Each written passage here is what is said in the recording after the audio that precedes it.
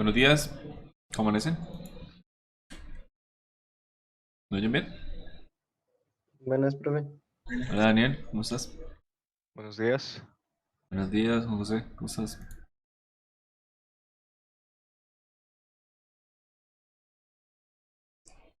Voy a compartirles.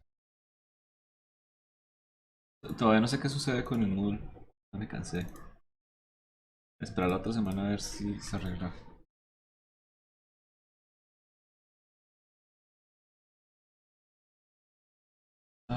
Uy, un segundito.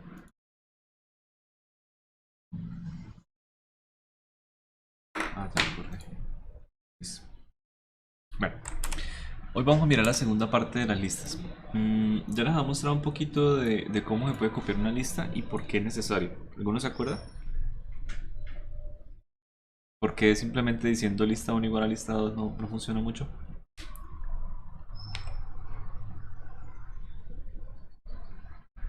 Bien. Bueno. Eh, Voy a hacerles ejemplito. Aquí voy a tener dos listas y voy a imprimir las ideas de las listas. Son dos listas completamente diferentes de la creación. Voy a decir que la lista 2 es igual a la lista uno y luego voy a mostrar los IDs. Y lo que vemos es que realmente la lista 2 hizo referencia a la primera lista. Quiere decir que si esa lista sufre algún cambio, la lista 2 también lo va a hacer porque es el mismo objeto. Eso es un poquito malo o hasta peligroso si lo que queremos es duplicar la lista, ¿de acuerdo? Y es muy bueno en cuestión de memoria, porque cuando nosotros decimos lista 2 igual a lista uno, estamos no creando una nueva lista, sino refiriéndonos a la misma, y si las listas son muy grandes, pues es un poco eficiente. Pero si queremos realmente copiar el contenido de una lista más no la lista, hay muchas formas de hacerlo. Cualquiera de estas sirve. Y pueden haber más. Por ejemplo, podría llegar a usar compresiones de lista para simplemente recorrer todos los elementos de lista y asignarle a una nueva lista X. Podría crear una lista vacía y concadenar la lista inicial y eso sería otra lista. O podría recorrer el contenido de la lista haciendo el operador pedazo, decirle simplemente desde el inicio hasta el final. Cualquiera de los tres resultados me va a generar una segunda lista. Y recuerden que en el pedazo anterior la uno era igual a la 2.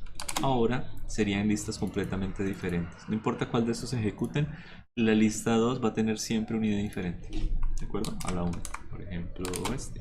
Me está generando otra lista. Y acá otra lista diferente. ¿Listo? Son algunas de las formas en las que se puede copiar. Eh, Esto también es un poco importante y tiene mucho que ver con las propiedades de listas.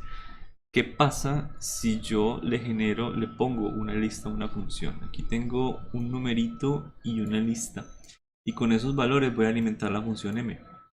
Voy a imprimir el valor de x después de que pase por la función y el valor de y de la lista, el que va a ser modificado dentro de la función, más la lista completa. Lo que hace la función es eso. Me está cambiando el número, ya va a ser otro numerito, me está cambiando el valor 0, imprimimos los resultados. Bien. El número como yo esperaba no cambia, porque es inmutable, no se puede llegar a transformar, es un valor que usted no puede cambiar, puede volver a definir qué es x, sí, pero solamente a nivel local, ¿de acuerdo? Una vez salga, él devuelve el valor original que tenía, mientras que la lista no. Miren que la lista entró aquí a la función y el primer valor que era uno fue modificado y lo llevó a la lista original. Entonces, cuando uno quiere alimentar una lista en una función y va a reemplazar los valores originales de la lista, es mejor generar una copia de la lista con cualquiera de estas formas de generar la copia. Porque si no, la lista original siempre es modificada. Entonces, son cositas de comportamiento un poco diferente. Los números son inmutables. Las listas están diseñadas para ser mutables, para que usted las pueda llegar y meter en una función, en una clase, en donde sea, y las pueda llegar a modificar el contenido. ¿Okay? Por eso es que la mayoría de operaciones de lista se hacen sobre ella misma. Muy pocas veces se dice lista 2 igual a una operación sobre la lista uno o sobre la lista la misma lista 2. No, cualquier operación que usted le haga, como vimos en la clase pasada, se hace sobre ella misma. ¿ok? Ella misma y almacena su nuevo valor. Todos los operadores que tiene ya definidas son métodos que no necesitan asignarse a una nueva lista. No tienen un return, no regresan nada, cambian algo dentro de la lista. La mayoría son métodos tipo set. Bien, está cambiando valores dentro de ella. Ok, aquí podemos llegar y comprobar un poquito este funcionamiento y cómo podemos llegar a manejarlo. Acá, por ejemplo, tengo una función de suma que lo único que me hace es append a la lista, es decir, me le va a colocar valores al final. Y mire que mi lista, si no se especifica, vale como 0. ¿Ok? Bueno, tengo acá una lista a la cual una función main, perdón, a la cual voy a llamar esa funcioncita. Entonces aquí le voy a adicionar 1. Bien. X ahora vale 1 e imprimo la lista que él regresa, pues por supuesto él me regresa esta lista que se definió como 0. Entonces acá me regresa la lista como 1. Si yo lo vuelvo a llamar y le adiciono este 2, la lista, ojo, la lista que yo siempre estoy diciendo acá, si no se especifica, es una lista vacía, resulta que ya no está tan vacía. ¿Ok? Se podría llegar a pensar que aquí se está inicializando la lista, pero no. Realmente sí se le está suministrando un valor a esa lista, el valor que ya tenía antes. Y por eso es que aquí, aunque yo le especifique que la lista siempre va a ser la lista vacía, realmente ya se está suministrando a la función. Es un comportamiento un poco extraño, hay que tener cuidado. Mire que aquí está cambiando el valor 1, 2. ¿Ok? ¿Qué pasa si yo sí especifico qué lista es? Aquí en 3 estoy suministrándole el valor 3 y la lista, el pedacito al que yo quiero hacerle la pen, y por supuesto está colocando el 3 al final.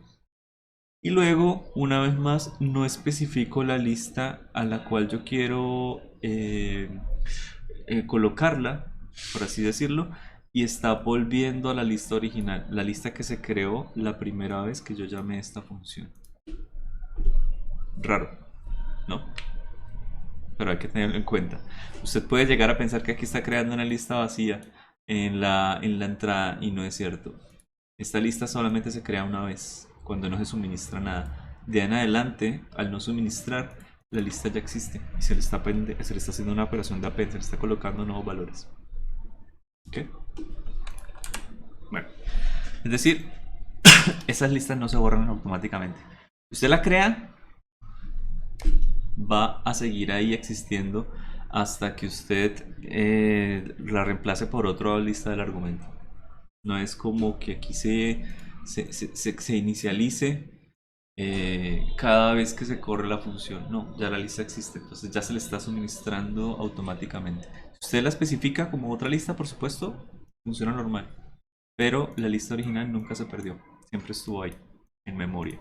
Y es cuando no se le suministra nada a la función de suma como argumento opcional, la lista, que vuelve a escribirse sobre la lista original. Okay. ¿Cómo reemplazarlo? ¿Cómo cambiarlo, perdón? Se podría llegar a pensar en este tipo de corrección. Aquí le estoy diciendo, bueno, la lista la voy a definir como nada, básicamente. Eso es nada. Entonces, si la lista es igual a nada, la lista es la lista vacía. Si no, o si X no está dentro de esta lista, si no está contenido en numerito, entonces ahí sí la colocamos.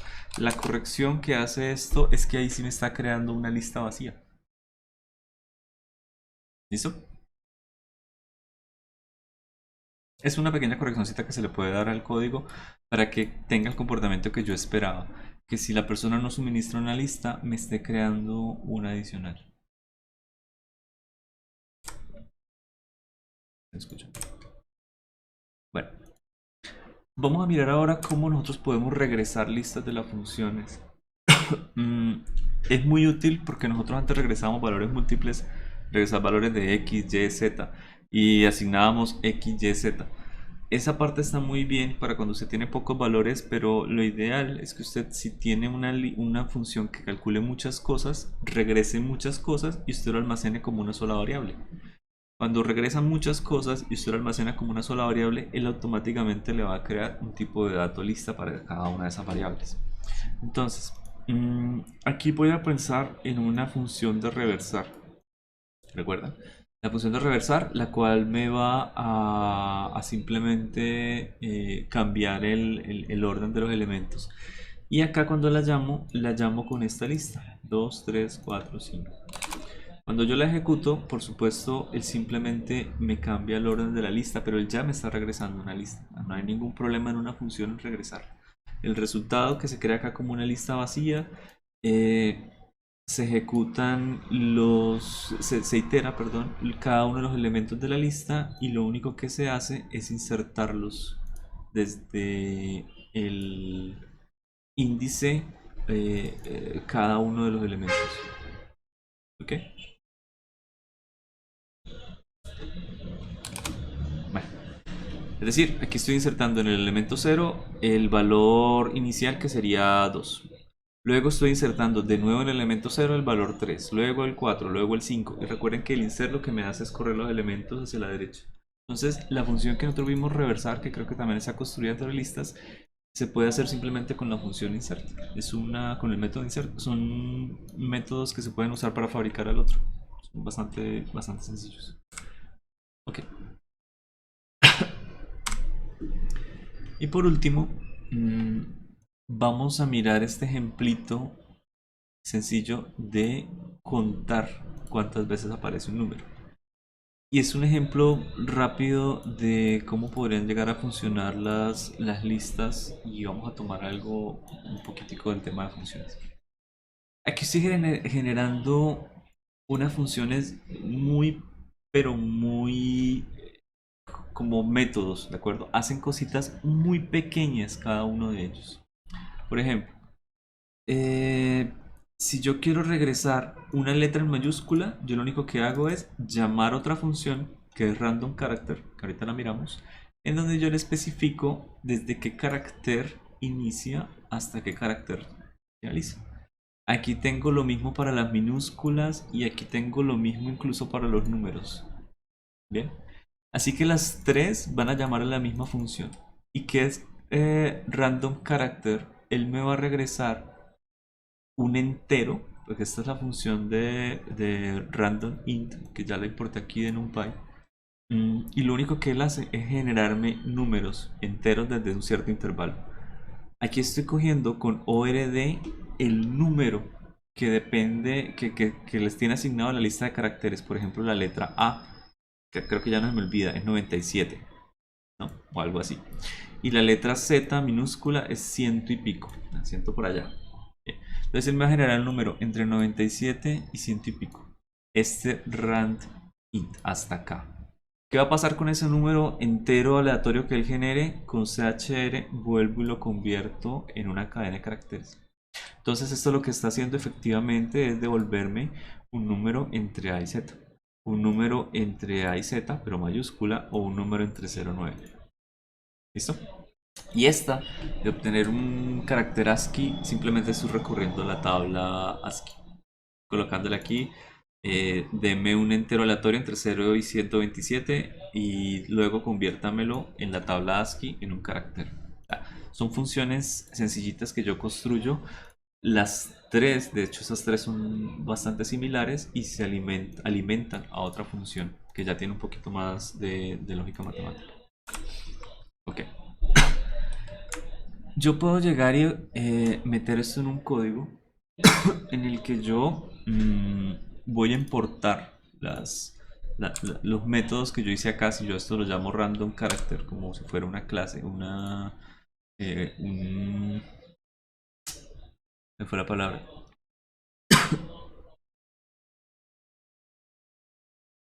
Una clase no, un módulo.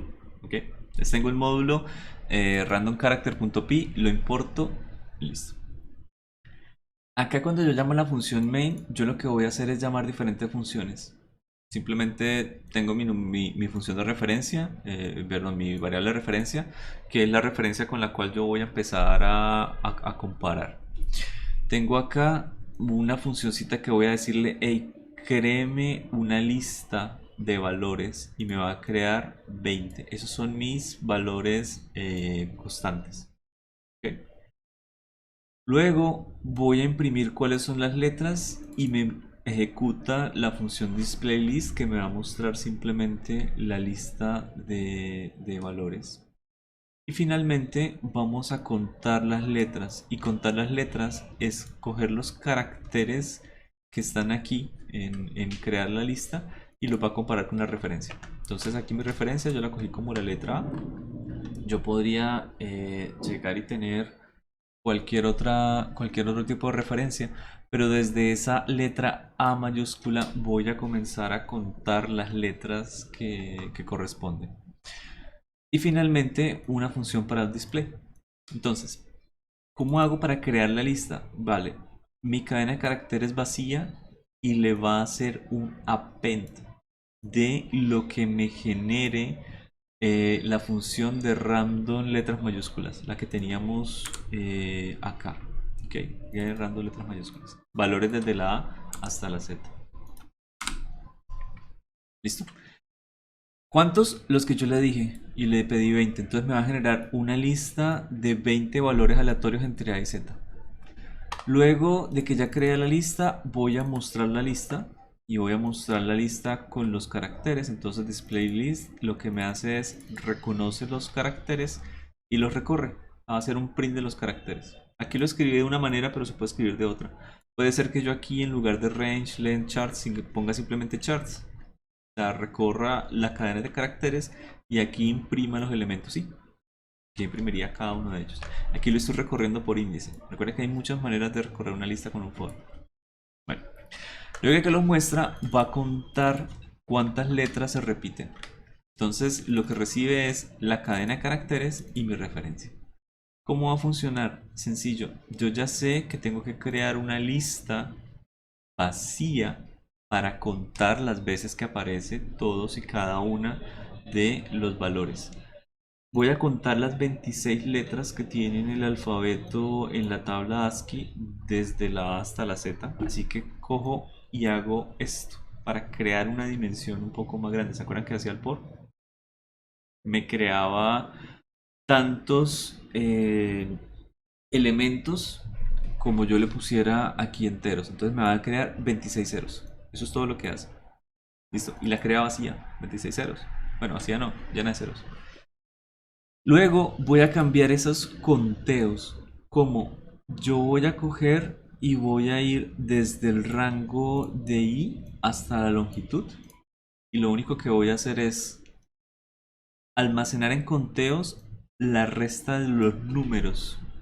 Es decir, voy a coger el elemento 1, digamos que fue, no sé, la letra C, ¿vale? Y le va a sacar el numerito. Entonces ese número 97 sería 100, ¿cierto? Ah, no, 99, perdón, 99. Si es para la letra C, porque la A tiene el valor 97 en la tabla de caracteres. Entonces aquí simplemente me va a decir, tenemos el número 99 menos 97, ¿listo? Y ese numerito me lo va a colocar acá. Y ya lo tengo en la posición en la que va a ser, es decir, 0, 1 y 2. Ese número 2 va a ir aquí en la posición de cons. Quiere decir que este cosa que era puros ceros, ahora ya tiene un 0, 0, 1 en la posición 2. Le suma más 1. Bien. ¿Qué es realmente esta lista de cons después? 3, 4, 0, 5, 2, 8. Las veces que aparece todas y cada una de los caracteres en la lista. Repetidos. Bien, o bueno, no repetidos. Sí, ¿cuántas veces aparece? Y finalmente, la función displayCons, que es la última que se llama, que necesita los conteos y de nuevo la referencia para recrear ahora sí las cadenas de caracteres.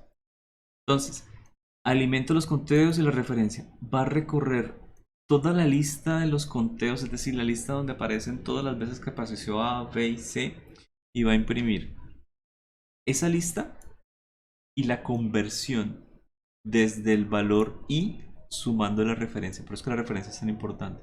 Entonces, de nuevo, si tenía la C que me dio 2, ahora va a sumar al número 97, que es la de A mayúscula, más I. Y eso me da pues, de nuevo 97, y ese es el carácter que me va a mostrar. De hecho, esta es A mayúscula. A mayúscula no empieza en 97, es la minúscula. Bueno, equivoqué. Pero me entienden que es el numerito. Y ya, puedo llegar a imprimirlo. Esto va a salir como complicado.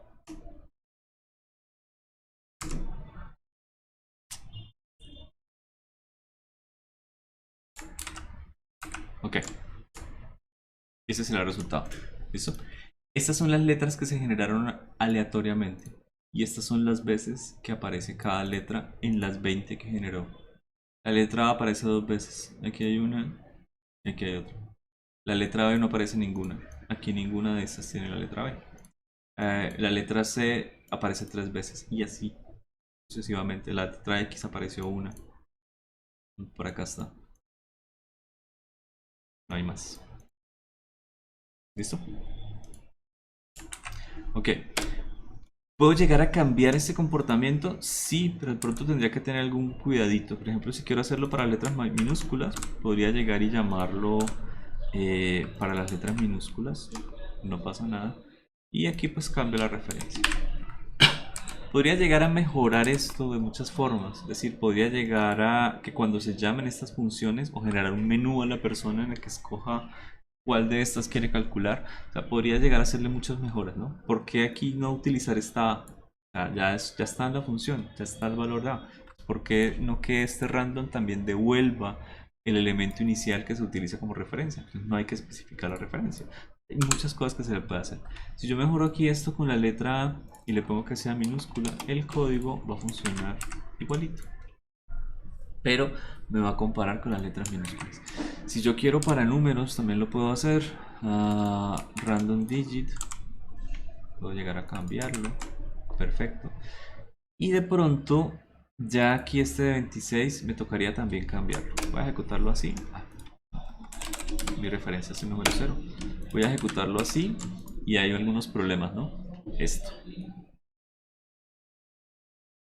Me está comparando más de lo que debería. Me está comparando como si tuviéramos letras y no es cierto. Es decir, hay que cambiar un poquito el código. Aquí no deberíamos tener 26. Deberíamos tener 10. Y ahora sí mejoró. ¿Listo?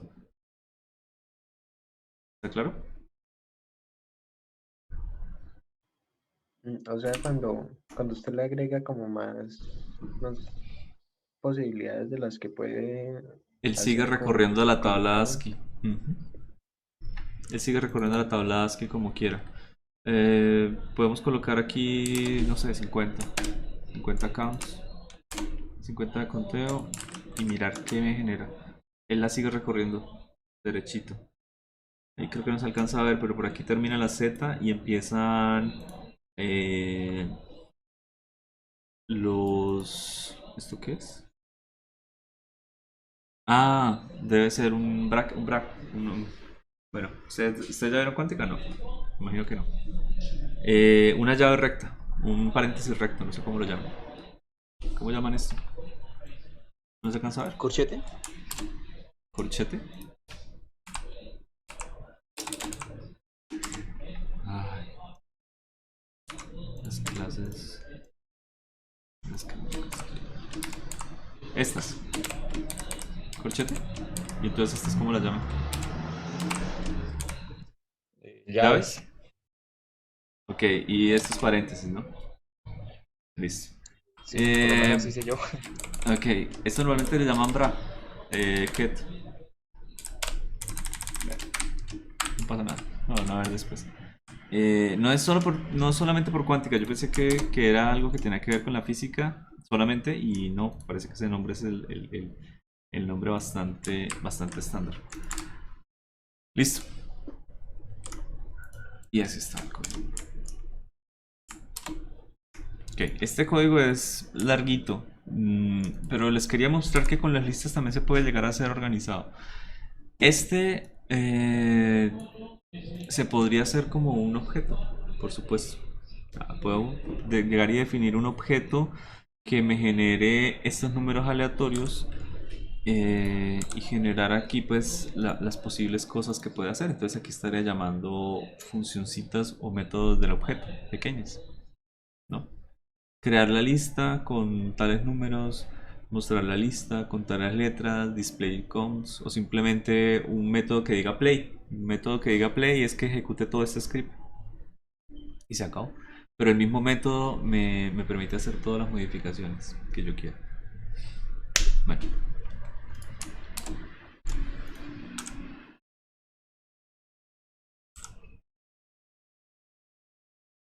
Vale.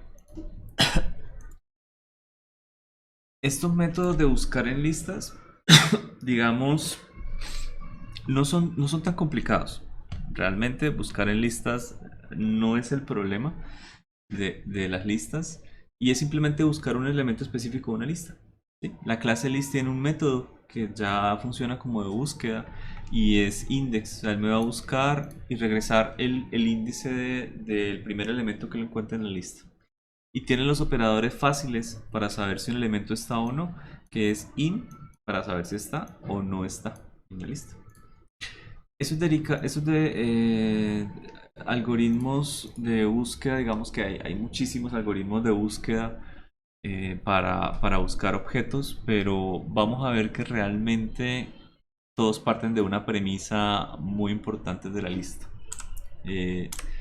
Y lo vamos a ver después de este algoritmo que es como el más sencillito. Este es el algoritmo que digamos utilizan la mayoría de buscadores y es el algoritmo más sencillo de todos, el que utiliza el método o la clase de listas. Es un método muy parecido a este. Este lo único que hace es comparar el elemento secuencialmente con cada elemento de la lista y va a continuar hasta que coincida o hasta que acabe la lista y me regresa el resultado. Entonces yo puedo implementarlo acá. Yo digo, bueno, defino la búsqueda lineal. Esta es mi lista, lo que él va a recibir, y esta es la llave. La llave es lo que llega y abre el proceso, es decir, el número que yo estoy buscando. Entonces va a empezar a recorrer la lista, ¿ok? A recorrerla por elementos. Y me va a comparar si la llave es igual a la lista. Mire que aquí está cambiando el índice, o sea, está buscando con el elemento 0, 1, 2, 3, 4. Y una vez lo entregue, me regresas el índice. Si cuando termina la lista no encuentra un índice, entonces regresa, no hay nada. Ok, nulo, nada, no hay. Bueno, esta es mi búsqueda lineal y aquí voy a buscar los siguientes elementos. 4, menos 4, menos 3. Y funciona igualito a como funciona en los métodos construidos ya por la clase. Es decir, aquí me está buscando la primera ocurrencia de 4 en el elemento 1, no me sigue buscando más, porque yo no le estoy diciendo que lo haga. ¿Listo? Podría almacenar los ítems si yo devuelvo una lista vacía. Es decir, aquí yo podría llegar a hacer, no sé,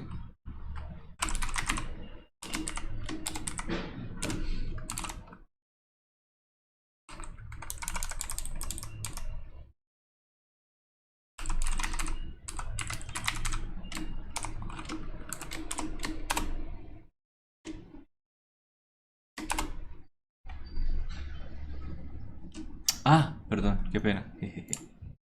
Estoy aquí haciendo cosas locas.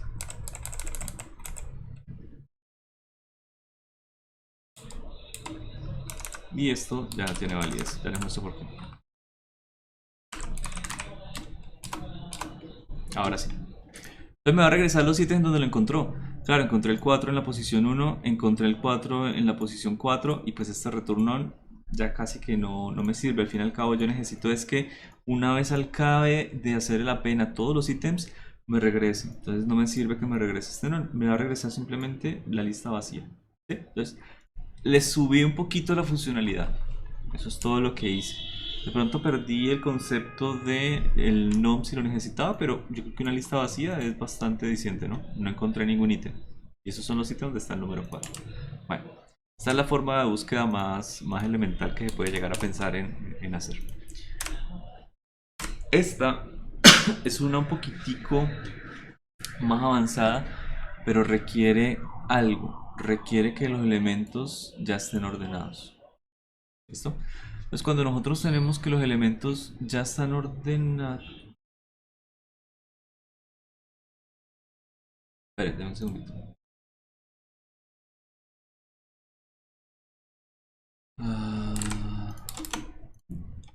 Tomémonos la pausa de 10 minuticos, ¿sí? Y ahorita volvemos, continuamos y hoy lo acabamos de pronto un poquito más temprano. Ya venimos.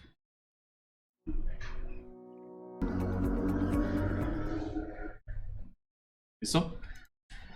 Bueno, seguimos. Esta es la otra lista, la otra forma de búsqueda. Hay muchas. Y es si se quiere buscar de otra manera. Lo único es que esta búsqueda requiere que los elementos ya tengan un orden específico. Es decir, que tengan de menor a mayor. Si se asume que la lista está ordenada ascendentemente, nosotros podemos llegar y tener esto. Hay algo muy importante y es el que en esos algoritmos se les considera el key o la llave como el elemento básicamente más importante.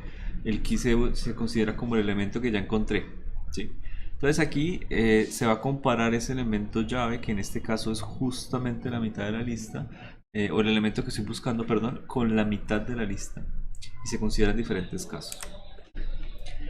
¿Qué pasa si el elemento que yo estoy buscando es menor que la mitad de la lista? Ya no necesito de la mitad para afuera, para arriba. Creo que esto ya lo hemos hablado un poquito, ¿no? El método de disección, que es un método de búsqueda binario, de búsqueda de raíces, parte de que los números están organizados de menor a mayor. Entonces se puede llegar a implementar un método de búsqueda de raíces de polinomios muy similar, o de búsqueda de funciones, perdón, funciona para cualquier función. Entonces, si el elemento que yo busco se compara con la mitad de la lista y es menor, entonces la mitad para arriba se descarta. Y la mitad de la lista que quede va a ser mi nueva lista. Y vuelvo y continúo. Si la llave es igual al elemento de la mitad, ya la encontré. ¿Ok? Y si la llave es mayor que el elemento de la mitad, entonces descarto la primera mitad de la lista y continúo con la siguiente. Este es un método iterativo, lo que quiere decir que yo llego y cojo mi lista, la parto a la mitad y comparo. El elemento es menor, entonces me quedo con la mitad. Parto a la mitad y comparo. Es mayor, entonces desecho la cuarta parte, la primera cuarta parte y me quedo con de las dos cuartas, bueno, ¿qué? De la una cuarta parte de la lista hasta la mitad, ¿de acuerdo? Y vuelvo y parto, y así voy diseccionando la lista en pequeños pedacitos hasta que el elemento medio sea realmente el elemento que estoy buscando. Entonces, si nosotros miramos la eficiencia, podemos llegar a escribirla de esta manera. A veces se va a eliminar la mitad y a veces la mitad más 1 si la lista es un número par o impar. Por ejemplo, nosotros tenemos elementos de potencia 2. Entonces luego de la primera comparación eliminamos n elementos medios o n elementos medios más 1. ¿De acuerdo? Podemos eliminar, bueno, estamos suponiendo par, n medios elementos. En la segunda comparación estamos eliminando la mitad también de estos elementos, es decir, estamos eliminando siempre n sobre 2 por un medio, por un medio, por un medio, así que lo podemos generalizar, porque en cada iteración estamos eliminando n sobre 2 a la k iteraciones. ¿Ok? Nosotros podemos llegar a despejar ese valor de k y me quedaría que k, cuando es el logaritmo de base 2 de n, pues solamente me quedaría un elemento por buscar y solamente es un elemento el que queda para encontrarlo, que es el elemento medio, así que este sería el número de iteraciones que yo tengo que hacer.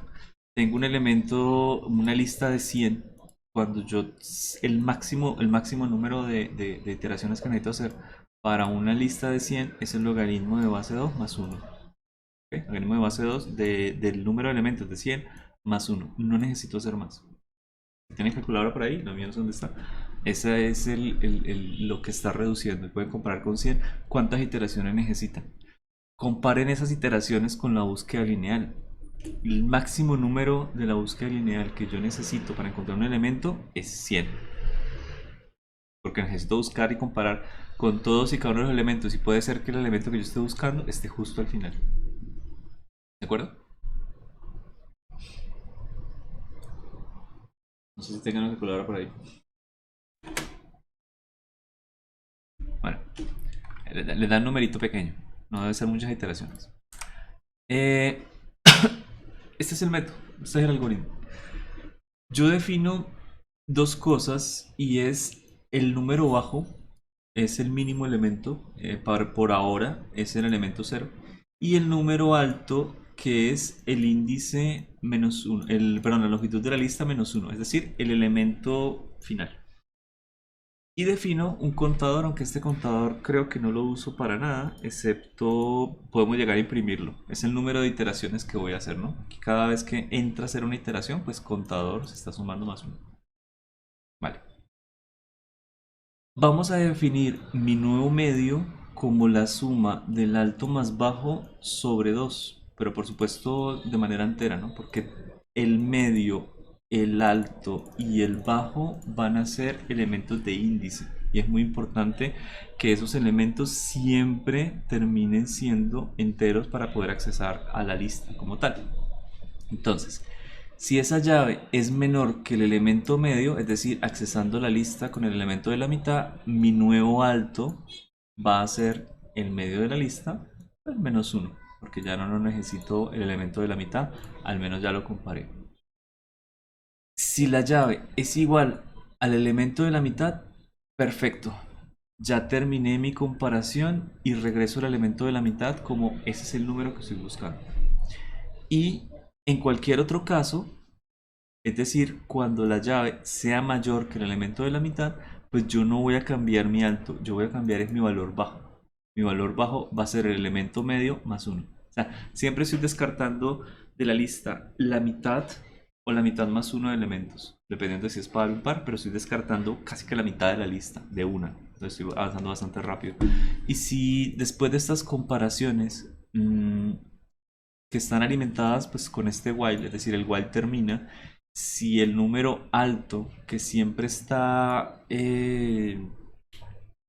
por así decirlo, cambiando, es igual, mayor o igual que el bajo, quiere decir que ya recorrí toda la lista, ¿sí? Y yo empiezo aquí a reducir esto a la mitad, a la mitad, a la mitad. Llegará a un punto donde los dos puntos casi que se encuentran, el alto con el bajo, y en ese punto ya no hay elementos por buscar. Y simplemente regresa que no hay elementos. Entonces, voy a buscar de la lista binaria el número 60, el número 11, el 12, el 70 y el 3. Imprimo los resultados. Bien. El 60 estaba por aquí en el índice 0, 1, 2, 8. El 11 está aquí en 4. El 12 no está en la lista. El 70 está por aquí en 11. Y el 3 tampoco está en la lista. ¿Listo? No sé si les quedó claro.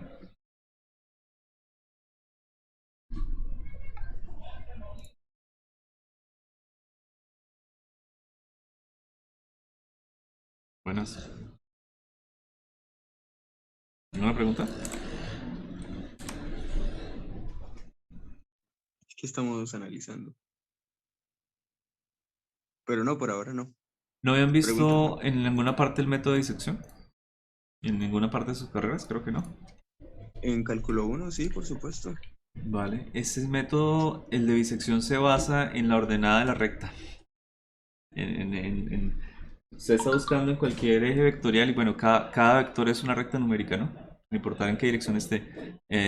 Y está ordenado.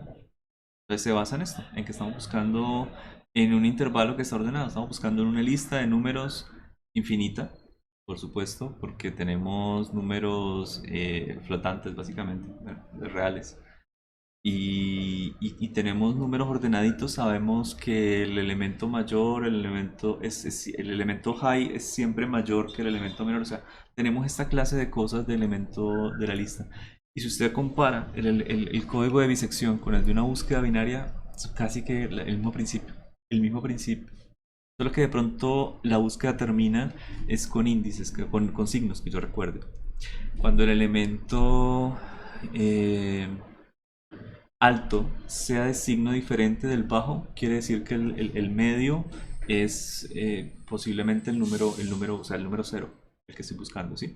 Siempre busco un intervalo, lo parto a la mitad y si los signos son iguales, entonces ese es el alto o ese es el bajo, ¿no? Ese es el pedazo de la lista que yo siempre estoy descartando y sigo particionando, sigo particionando, sigo particionando hasta que el resultado anterior con el siguiente, el cambio sea muy pequeñito, unas ciertas fracciones, y ahí termino mi algoritmo de bisección. A que yo digo, bueno, este número después de 100 iteraciones casi que ni varía, entonces ya esta es mi raíz.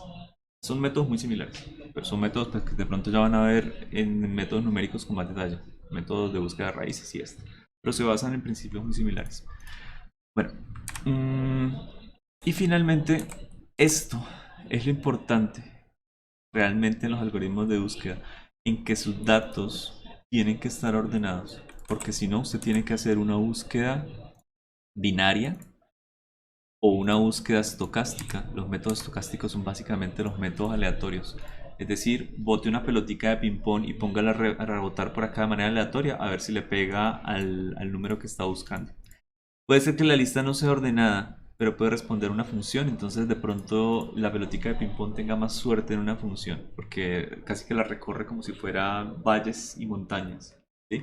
Si cae en una montaña, digamos que tiene mucha energía, entonces él va a empezar a recorrer la pelotica hasta zonas de menor energía, donde posiblemente esté el valor que usted esté buscando.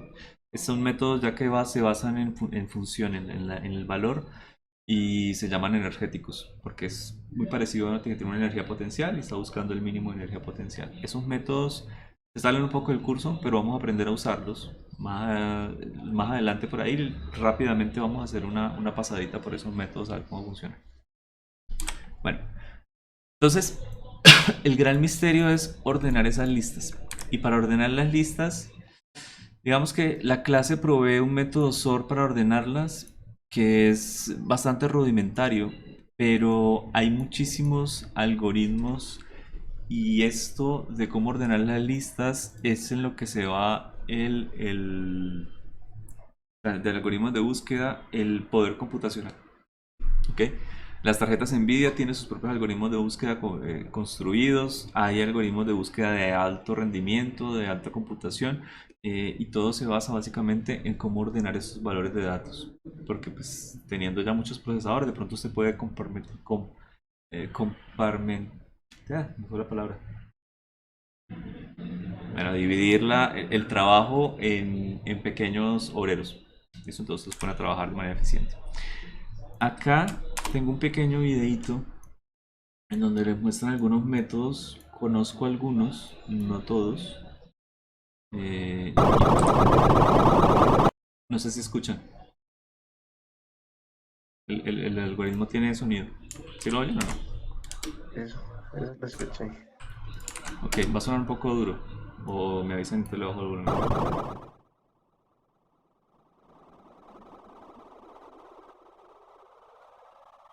Súbele un poco, por favor.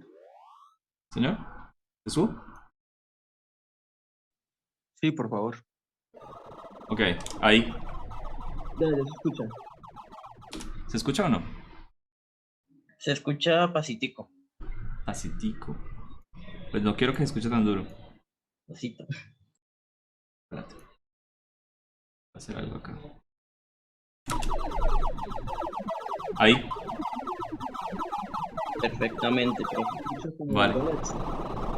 Miren estas, casi que se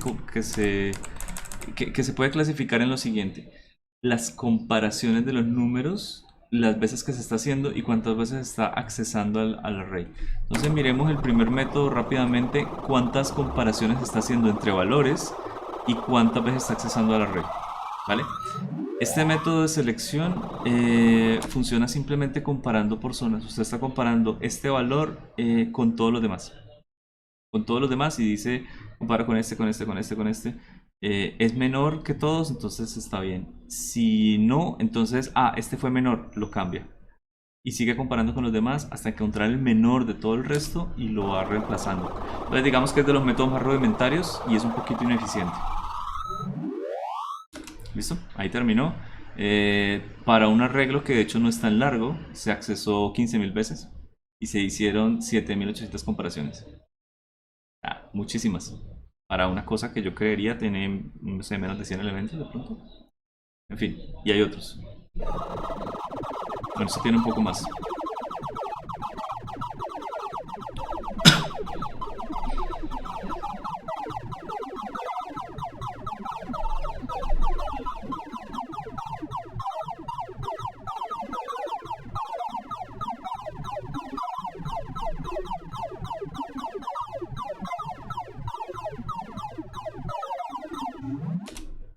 Esa es una mezcla interesante entre los métodos que ya vimos.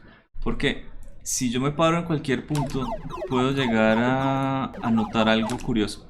Se está comparando, por ejemplo, este numerito, ¿no? Se está comparando este numerito y se tiene que meter acá en la lista. ¿En dónde? Ok, lo que él ya va dejando atrás es una lista ordenada. Es decir, él comienza a organizar comparando cuál es mayor o menor en los primeros elementos y cada elemento que venga va a accesar a la lista ordenada, es decir, va a ser una búsqueda. Entonces esta búsqueda es bastante binaria.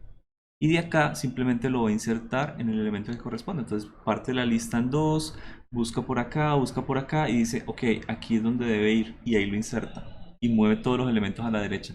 Por eso es que al final se vuelve tan lento. Cuando la lista ya es muy grande porque tiene que coger un elemento que está en la M e insertarlo al inicio y correr toda la lista. Ok. Se basa en eso, en siempre mantener la lista resultante ordenada. Entonces mire la cantidad de accesos que está haciendo al final, es mucho más lento. Pero con diferentes métodos. Uy.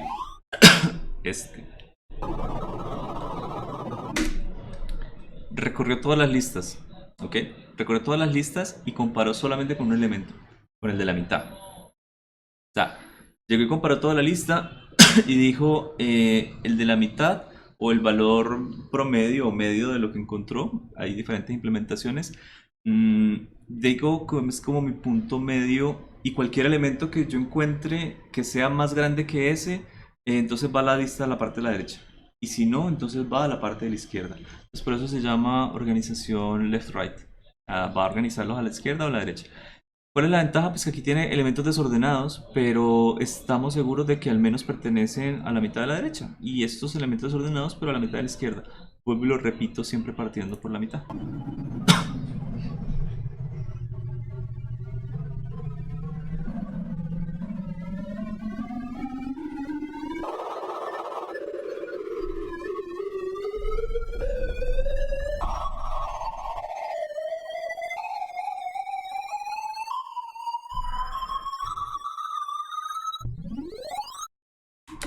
Este es de los eficientes, aunque parezca un poquito brusco.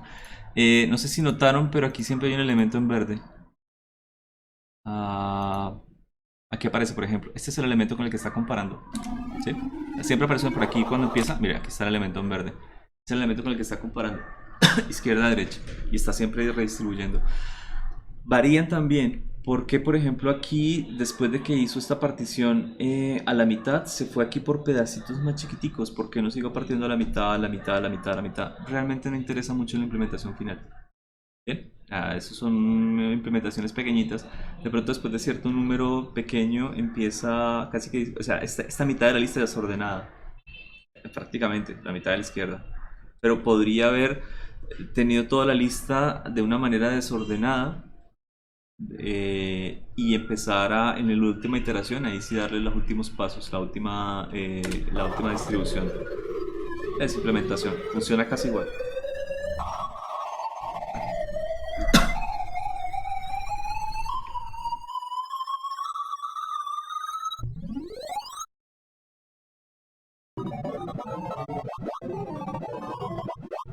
Ok. Esta es casi que una búsqueda lineal o una ordenación lineal, es decir, va a ordenar pequeños sectores de menor a mayor y una vez los tiene ordenados, simplemente los compara y los combina en uno. Entonces él va ordenando pero por fases. No es de los más eficientes cuando termina el código, se hacen bastantes accesos, pero cumplen diferentes papeles. Mira la última operación. Es muy pesado, un poco, mover todos los elementos al final, pero lo hace bastante bien, ¿ok? Entonces organiza los elementos de menor a mayor, pero por segmentos chiquiticos.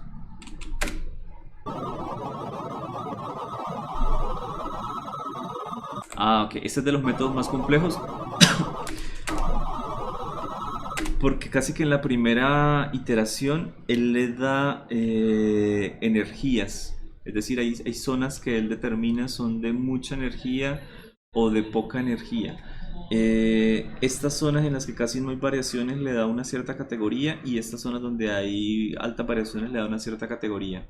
Y luego empieza una reorganización de las de alta, empieza a organizarlas al final. Es un método de derecha a izquierda. Pero primero hace una clasificación energética, de dónde es más posible que encuentre los elementos más pesados, o sea, los últimos de la lista. Estos ya son métodos que son muy específicos, ¿sí?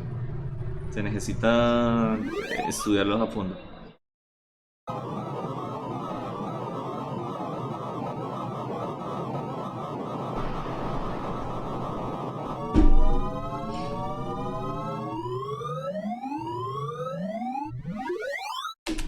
Se ve bonito.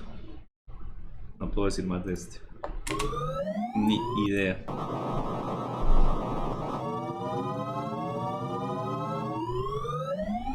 Y parece muy eficiente. 1000 accesos.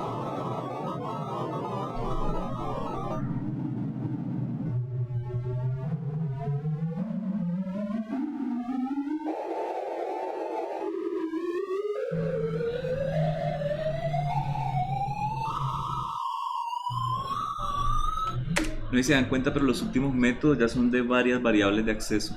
Es decir, este método, cuando está terminando, está realizando muchas comparaciones. Por ejemplo, o sea, creo que esta zonita se ve más. Acá. Se hace un acceso a la zona, o se identifican diferentes sectores en los cuales, digamos, va a ir los puntos medios. Y casi que se hace un ordenamiento izquierda-derecha, pero desde estos puntos, y son simultáneos. ¿Sí? Este valor corresponde a esta sección, entonces se va organizando acá, izquierda-derecha. Como son de múltiple acceso, estos métodos son perfectos para una computación tipo GPU, porque la GPU no es una computación lineal, es una computación en donde usted tiene diferentes obreros haciendo diferentes cosas. Entonces 5 procesadores pueden llegar y seccionar esto e ir moviendo los elementos de manera individual, con toda seguridad de que no van a entorpecer o van a reemplazar algo que está haciendo el otro, porque son cosas completamente independientes. ¿Sí? Y bueno, ahí sigue el video. No sé si los dejo. O sea, que lo miren.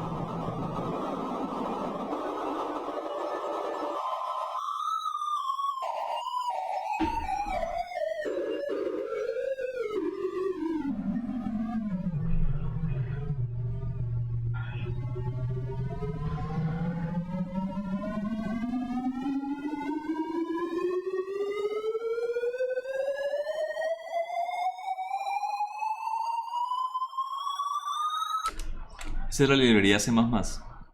Es el método estándar de ellos de organización.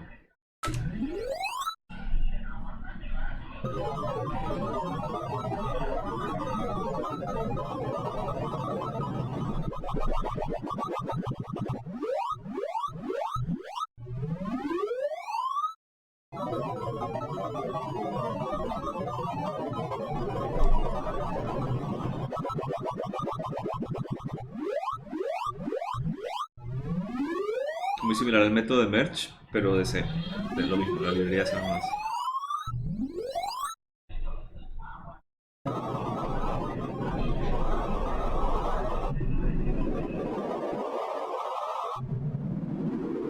Ese también es de acceso múltiple.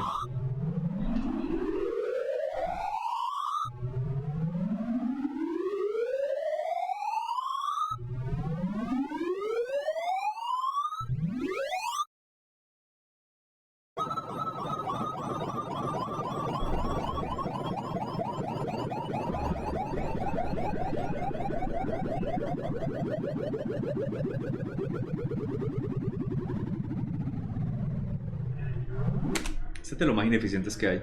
Empieza a recorrer toda la lista que no ha ordenado a buscar cuál es el más grande. Es casi que lineal.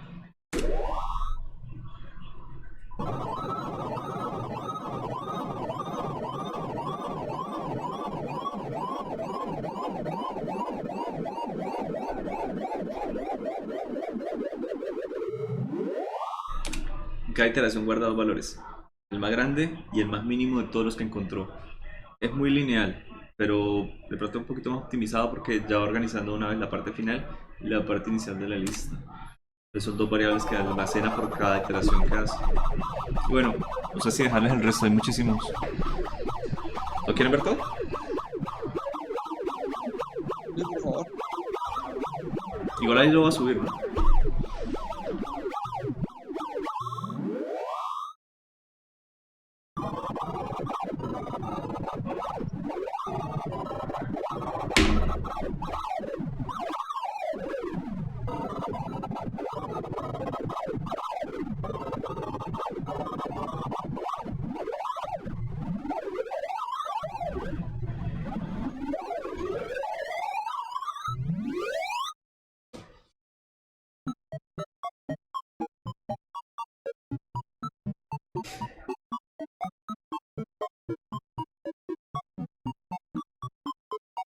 El profe está muy bacano.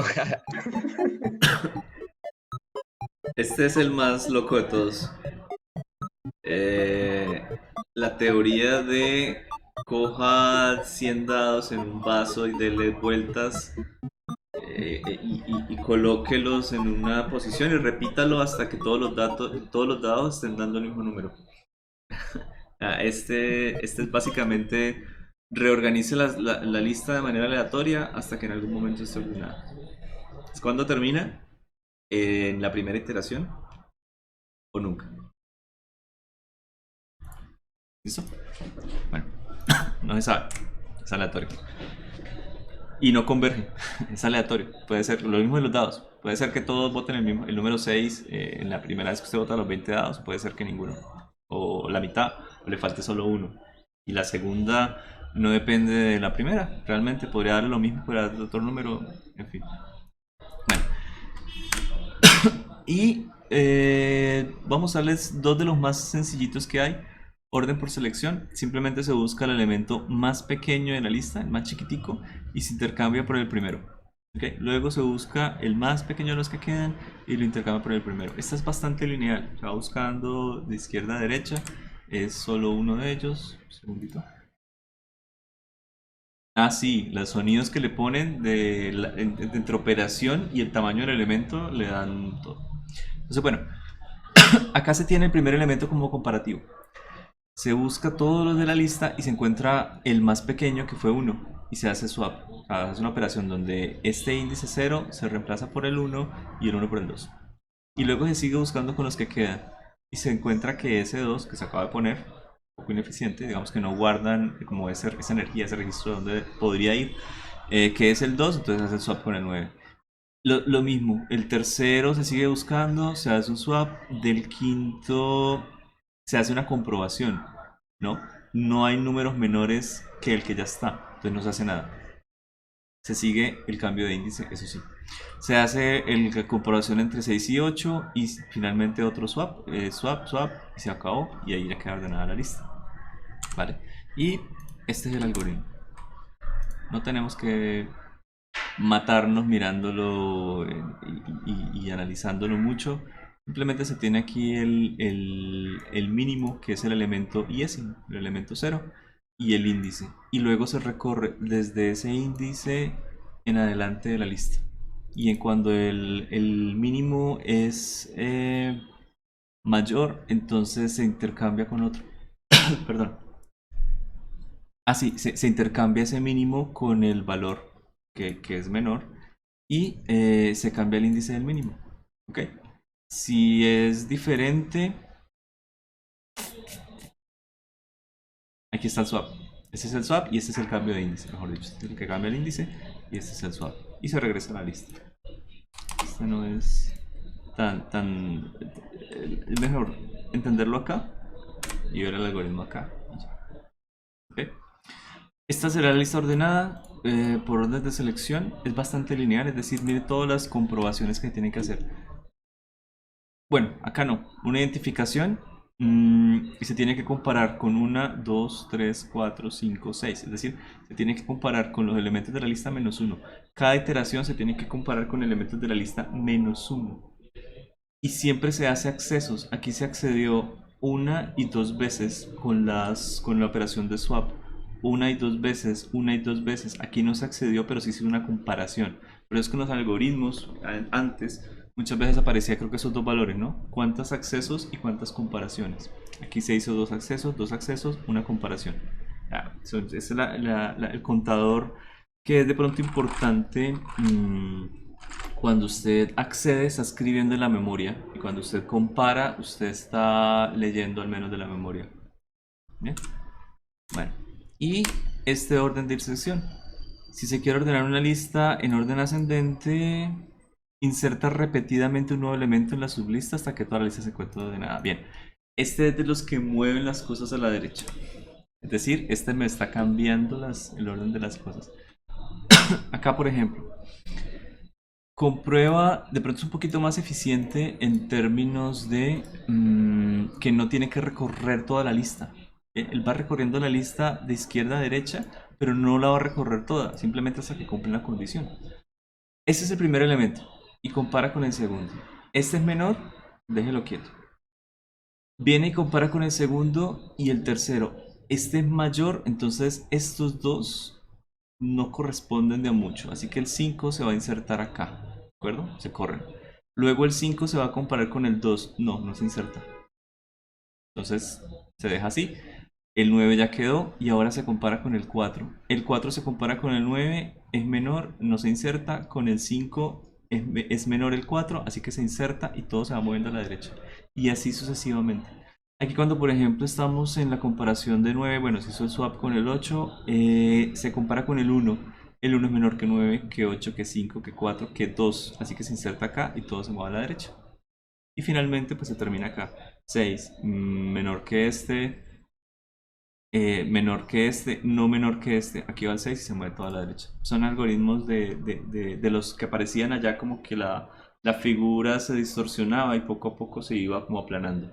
Okay. Todos los que decían diserción. De hecho creo que tenían ese nombre en el video. Pues aquí estaría el algoritmo y funciona para términos prácticos igual. ¿En dónde funcionan o brillan estos algoritmos? Por ejemplo, vieron en el video el que yo les decía, este es un algoritmo de tipo izquierda-derecha, ¿no? Ese algoritmo funciona muy bien si sus datos ya están medio ordenados. Es decir, si usted tiene datos en los cuales, o al menos ordenados por secciones. Pongamos que usted tiene la seguridad del primer tercio de que está medio ordenado, entonces de pronto el algoritmo izquierda y derecha no tenga que trabajar mucho. Si usted tiene... ¿Cómo era la cosa? Algoritmos o datos que funcionen como que sean producto de una función, que sean datos que tengan una función más un cierto ruido, por ejemplo, de un experimento de laboratorio, ¿ok? Entonces, eso normalmente responden a una función que pues me describe el mundo real. De pronto los métodos de tipo calor, de energía, el heap, un método que aparecía ahí heap, que tomaba diferentes secciones, funcionan mucho mejor. Porque él casi que modela una curvita y dice, estos tienen bastante energía, entonces deberían ir por acá. Estos tienen menos energía, entonces deberían ir por acá. Y él los busca como grupitos energéticos y los organiza más. Entonces, si el funcionamiento, si los datos están ordenados de una manera que casi que modelen una función, por ejemplo, si yo tomo una función de electricidad, que tenga algún ruidito, entonces es posible que esos datos no sean tan aleatorios como uno cree, que tengan esa clase de comportamiento. Y así cada algoritmo tiene una función o viene de alguna... Hay unos que ya tienen casi que un valor histórico, como el método aleatorio, y otros que funcionan mucho mejor para ciertos tipos de configuración, ciertos tipos de datos. Entonces pues bueno, me genera también las grafiquitas. Y ya. Eso era todo lo que les quería mostrar el día de hoy.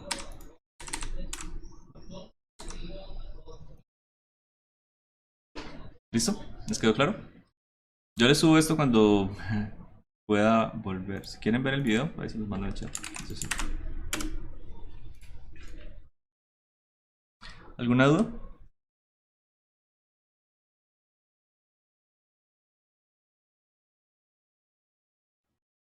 Buenas.